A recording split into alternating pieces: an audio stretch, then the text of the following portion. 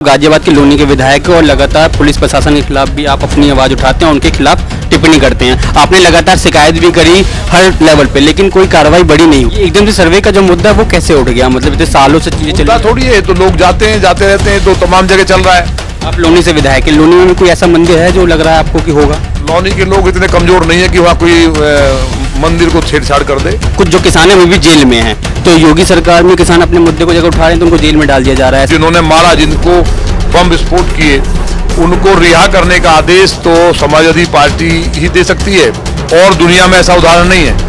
वो कार सेवकों पर गोली चलाई हो, बलात्कार का समर्थन उनके नेता करते हो, बाबा साहब अम्बेडकर को भूमाफिया बताते हो। 10 साल से आपकी सरकार थी, तो अभी तक रोहिंग्या मुसलमान अभी तक दिल्ली में है। हमारे संग बातचीत करने के लिए हैं लोनी के विधायक और हिंदू फायर ब्रिगेड नेता नंद किशोर गुर्जर, जिनसे हम यूपी के तमाम मुद्दों पर बातचीत करेंगे। सर, लगातार सर्वे चल रहा है यूपी में, आप इसको किस तरीके से देख रहे हैं? देखिए, जो भारतीय संस्कृति के पुनरुत्थान की बात है, उसके लिए माननीय न्यायालय में लोग गए और न्यायालय के आदेश पे ही सर्वे शुरू हुआ। और उसके बाद वहाँ कुछ दंगाइयों ने जो बवाल किया, उसके बाद अगर पुलिस वहाँ अलर्ट नहीं होती तो काफ़ी लोग मारे जाते, दंगा होता। संभल का इतिहास रहा है कि वहाँ हमेशा दंगे हुए हैं, और कई बार तो वहाँ एक बार तो 78 में 126 लोगों को जिंदा जला दिया गया था, और 47 से दंगे शुरू हुए हैं, और लगातार दंगों का वहाँ इतिहास रहा है। तो वहाँ पुलिस ने बहुत मुस्तैदी दिखाई, और दंगाइयों ने जो पत्थर रखे हुए थे, जो उनकी प्लानिंग थी, उसको फेल करने का काम किया है। इसमें किसी भी दल के लोगों को इसलिए नहीं बोलना चाहिए था क्योंकि ये सर्वे किसी पार्टी ने नहीं किया था, ये माननीय न्यायालय के आदेश पर हुआ था। और लोकतंत्र में अगर संविधान को हम लोग मानते हैं और संविधान की बात कर रहे हैं, जो भी लोग विरोध कर रहे हैं, उस सभी लोगों को सोचना चाहिए कि माननीय न्यायालय के आदेश का अक्षर से पालन कराना ही सरकार की ड्यूटी है। तो सर्वे हुआ, उसमें कोई ये तो था नहीं कि कोई हटाया जा रहा है, लेकिन अफवाहें जिस तरह फैलाई गई और कहा गया कि मस्जिद को ढा दिया गया है, तो ऐसे जितने भी तत्व हैं उनके सबके खिलाफ कठोर कार्रवाई होगी और निर्दोष व्यक्ति एक भी जेल नहीं जाएगा, ये सरकार कह चुकी है। ये एकदम से सर्वे का जो मुद्दा है वो कैसे उठ गया? मतलब इतने सालों से चीजें चली थोड़ी है, तो लोग जाते हैं जाते रहते हैं, तो तमाम जगह चल रहा है, पूरे देश में चल रहा है। अभी वहाँ का अजमेर दरगाह का भी चल रहा है।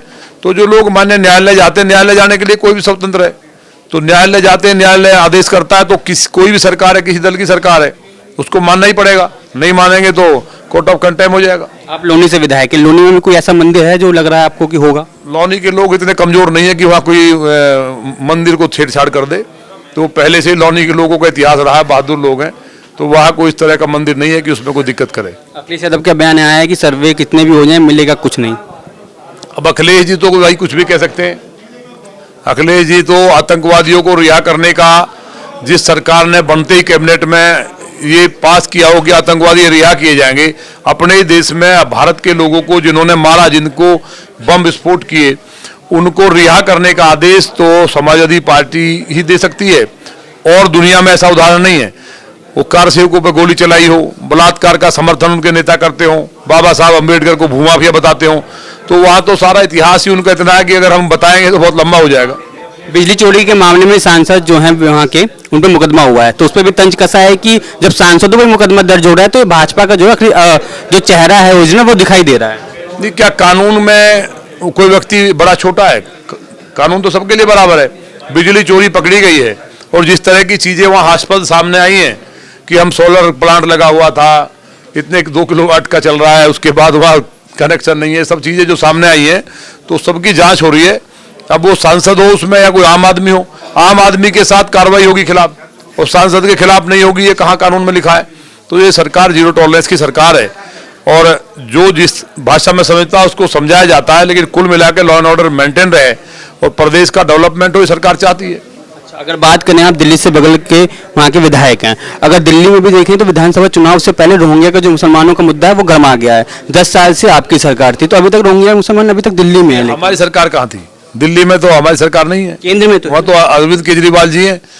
केंद्र में आपने देखा होगा 2 विधायक पकड़े गए अभी, वहाँ से पश्चिम बंगाल के रास्ते बांग्लादेश से, एक तो ओखला वाला विधायक और एक मुस्तफाबाद वाला, ये दोनों के दोनों ट्रेन से भर करके घुसपैठियों को लेकर दिल्ली में बसाया।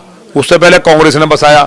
उनके पास आधार कार्ड, राशन कार्ड दिल्ली के, आधार कार्ड, राशन कार्ड बनाने का काम कौन करता है? सरकार करती है, प्रदेश की। हमने जो हमारे पास वहाँ का लॉ एंड ऑर्डर है, उनको जितना हो सकता है खदेड़ने का काम किया। फिर हमने आदेश दिया है मेरे यहाँ लौनी में वहां से लाके बसाए गए लोग हजारों थे, उनको भगाने का काम हमने किया है। तो ये राष्ट्र के साथ गद्दारी करते हुए अपने देश के लोगों के लिए चिंता नहीं करेंगे। लेकिन 10 करोड़ रोहिंग्या और बांग्लादेशी, बहुत बड़ी बात कह रहा हूं मैं, लगभग 8% आबादी है जो भारत के अंदर घुसपैठ कर चुके हैं, जो देश के लिए खतरा है।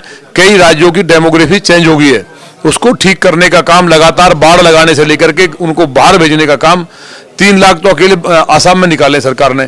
तो हमारी सरकार कर रही है। बीमारी जो कांग्रेस ने 75 साल में दी, या सपा या जो अलायंस की अन्य पार्टियां थी, तो उनको ठीक करने में जितनी ताकत लगानी पड़ रही है, लेकिन भरोसा रखिए ये सरकार में से करेंगे। जब रोहिंग्या मुसलमानों का मुद्दा उठता है तो भाजपा फायर करती है, लेकिन आम आदमी पार्टी लगातार कहीं ना कहीं उनको बचाने की कोशिश कर रही है। आपकी नजर में देखिए, वो तो वोटर है उनके, अब चिल्ला तो रहे संजय सिंह। मेरे यहाँ मैंने तो आधार कार्ड वोटर कार्ड पकड़वा दिए उनके, बांग्लादेशी हैं। तो क्या पाकिस्तान जैसा गरीब देश, कमजोर मानते हो एक आदमी हिंदुस्तान का नहीं जा सकता वहां, किसी अन्य देश का नहीं जा सकता। भारत को धर्मशाला सराय बना करके रख दिया इन पार्टियों ने, उसको ठीक करने का काम सरकार कर रही है। और मैं इस मुद्दे को पिछले 15-16 साल से उठा रहा हूं, 16 साल से इस लड़ाई को लड़ रहा हूं, रोहिंग्या और बांग्लादेशी जो घुसपैठ है। और हमने जो जनप्रतिनिधि है, खासतौर से जो विधायक सांसद है, उनकी भी ड्यूटी है। उनकी ड्यूटी केवल ये नहीं है कि हम विधायक बन गए तो सड़क बना दी, उनकी ड्यूटी है क्षेत्र की जनता की हर प्रकार से रक्षा करना, सुरक्षा करना, और कोई भी जो एंटी नेशन जो वहां गतिविधियां हैं उन पर ध्यान रख करके सरकार तक पहुंचाना। हम लोग कर रहे हैं तो सभी को करना चाहिए। और घुसपैठिया जब तक एक भारत में है, वो आतंकवादी ही है, उसको यहां से निकाला जाना चाहिए। तो भाजपा का रुख क्या होगा? भाजपा का रुख तो साफ है, कोई घुसपैठिया नहीं रहेगा देश में। देश के लोग रहे उनके लिए, चाहे किसी धर्म जाति के लोग हैं, उनके लिए हम लोग काम कर रहे हैं। अगर बात करें गौतम बुद्ध नगर की, कि यहाँ जो किसान हैं वो लगातार अपनी मांगों को लेकर मुद्दे उठा रहे हैं, और कुछ जो किसान हैं वो भी जेल में हैं, तो योगी सरकार में किसान अपने मुद्दे को जगह उठा रहे हैं तो उनको जेल में डाल दिया जा रहा है, ऐसा आरोप है किसानों का। देखिए, वो तो बात सही है। माननीय मुख्यमंत्री से हमारी बात हुई और उन्होंने अभी 3 दिन पहले बात हुई, और हमने बताया, क्योंकि अधिकारियों ने जो फीडबैक दिया था वो ठीक नहीं था। किसान कभी गलत नहीं होता है, किसान अपनी बात को कह रहा है। अगर आंदोलन कर रहा है तो किसान बिना वजह कोई बात नहीं करता है। उस चीज़ को कहीं ना कहीं अधिकारी जो गड़बड़ करते हैं, और माननीय मुख्यमंत्री जी को जैसे ही पता चला कि इशू ये हैं, तो शांतिपूर्ण ढंग से सरकार तक बात पहुँचे, उसी के लिए हम लोग लगे। और किसानों को रिहा करने की हमने बात की थी।